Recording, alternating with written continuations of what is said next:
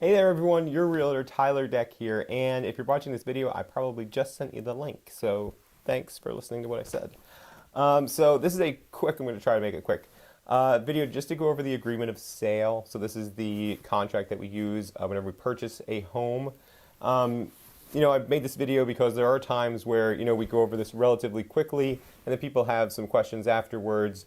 And, this is just an extra resource that I wanted to put together for people to kind of hear my little spiel one more time about what the agreement of sale is. Okay, so usually this video would be for most buyers that I work with, if it's FHA or conventional loan in a residential normal transaction. Okay, that being said, there are a lot of variables. I'm going to try to keep this pretty normal. Okay, so this is just an extra resource, guys. Go ahead and take a look at this video. I will try to make it short. Okay, skip to whatever part you want, and I hope you can see this. I'm pretty sure you can. If not, I'll just make another video. But that being said, if you're watching this, you can probably see it because I'm sure I'll double check. So real quick, we're on the first page. This is a real easy part. It just has the buyers, the sellers, and then which agents are representing the buyers and the sellers. So that's a quick and easy one. So let's jump on to page 2. Page 2 is probably the most important page of the document. So up top it is by this agreement dated. So that is the date that we will give the contract over to the listing agent to present to the sellers. Then below that is the purchase price. So that's an important part, Then the initial deposit within blank days, 5 if not specified. So usually I just leave it as 5. So in the first week is busy, as I always say. So once this contract is signed by the sellers, we have 5 days to get a deposit. So that's our earnest money to say, hey, this is our skin in the game while we do our inspections, while we get a mortgage and all that good stuff.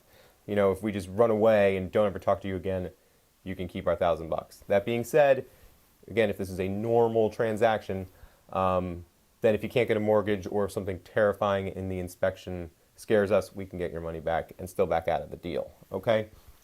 So then next is seller assistance, if we're asking for any seller assistance. Next is settlement and possession. So settlement date is blank. So when we put the offer together, we say when settlement is.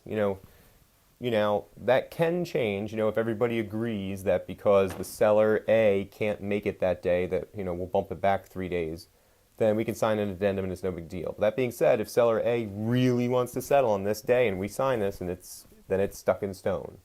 Okay? So that is settlement and possession. So also on the bottom of page 2, it says time is of the essence. So usually I'll give the sellers 2, 3, 4, 5 days to come back to us with an answer to our offer.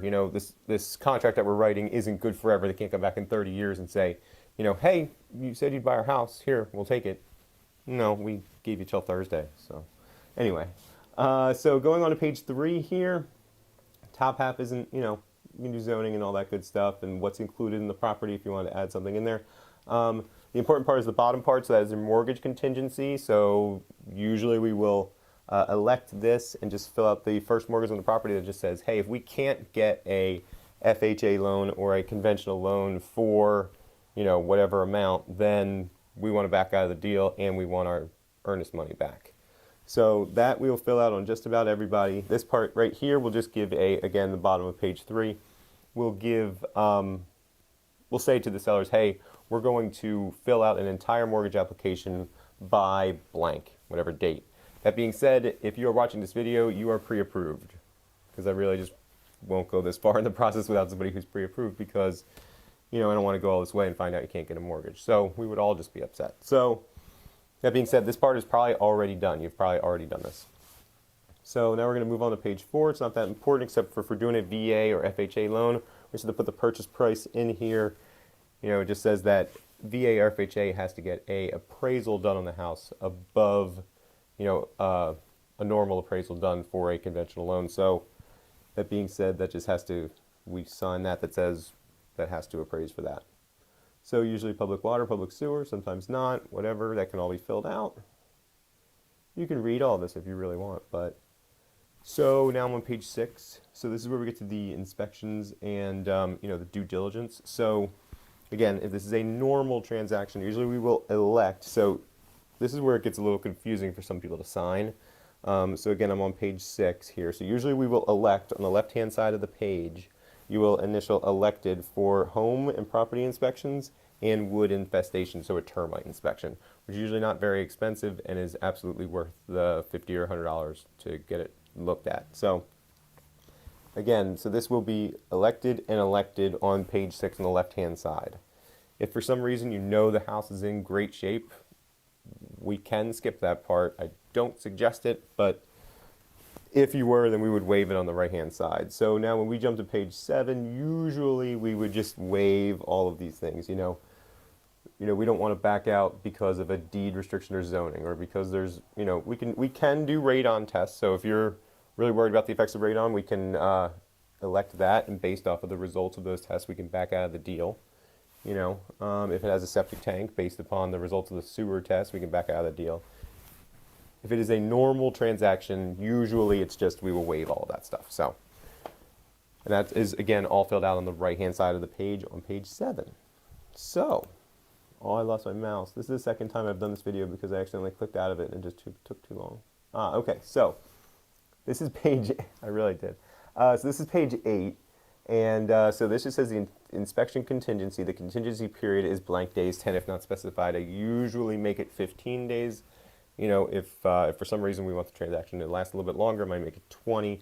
So it just says that we have 15 days to come back to the seller and say, hey, based upon the inspection report, we want you to fix the hot water heater, we want you to fix that leak underneath the sink, and we want you to fix that outlet that's not grounded.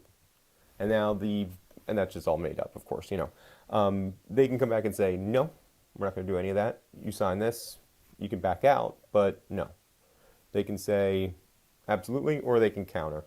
So, there's usually some back and forth there as to what repairs they'll do. Maybe there's an adjustment on the price, something like that. That being said, they don't have to do any of it.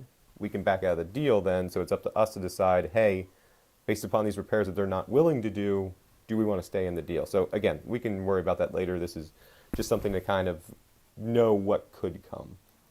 So that's all on page 8. Page 9 just says how, to get out of the contract if you do find something that you don't like. If it's a condominium, all that good stuff. So page 10 is all about title and surveys. If you want, talks about oil and mineral rights and all that good stuff. So it gets, page 11 is all sorts of foreign investment. We can get a home warranty. We can discuss that also. If you have a question about home warranties, give me a ring. So this is how to return the deposits if anything happened. Mediation if everything goes down the tubes and for some reason we all end up suing each other. That just all gets spelled out in there. And then communication to the buyer and seller is through the agents. And that is pretty much it. So then we get down here, and I just need you to initial at the bottom of every single page. And on the bottom here, I need you to initial that you received the consumer notice and all that good stuff. You've received a statement of the buyer's estimated closing costs, which should be from your mortgage provider. So all that stuff, I just need you to sign that, initial there, and we are good to go. So I hope this kind of gives you some idea as to what I hope we'd already talked about, but it's just a short video, a little more resources for if you're at home and you were a little nervous about what you had just signed or what you're going to sign. If you have any more questions though, give me a ring, shoot me a text, shoot me an email. I'm there to help, guys.